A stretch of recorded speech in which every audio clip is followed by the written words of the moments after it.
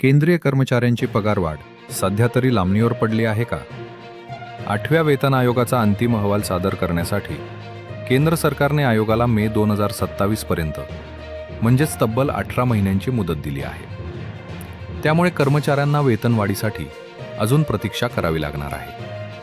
पण अहवाल सादर झाल्यावर पुढे काय होणार, समजून घेऊया या व्हिडिओमध्ये.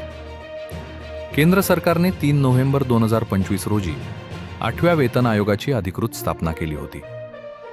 केंद्रीय कर्मचारी आणि पेन्शनधारकांचे पगार, विविध भत्ते, निवृत्ती वेतन आणि सेवा शर्तींमधील सुधारणांचा अभ्यास करून शिफारशी तयार करण्यासाठी आयोगाला 18 महिन्यांचा कालावधी देण्यात आला आहे.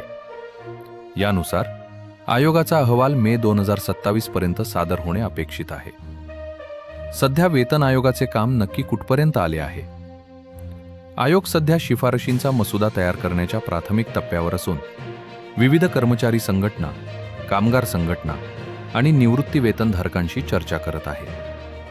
यासाठी जयपूर, चेन्नई, पुद्दुचेरी आणि चंदीगड अशा विविध शहरांमध्ये सलग बैठकांचे सत्र सुरू आहे.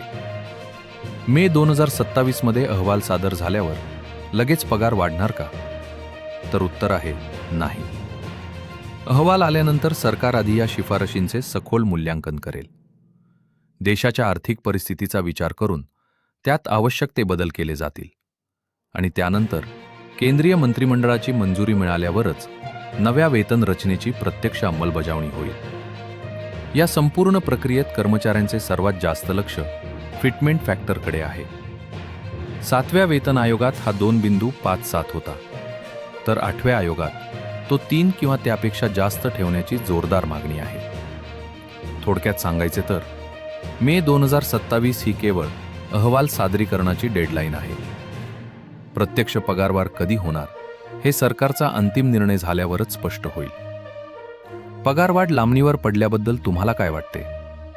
कमेंटमध्ये नक्की सांगा आणि अपडेटसाठी लाईक व शेअर करा.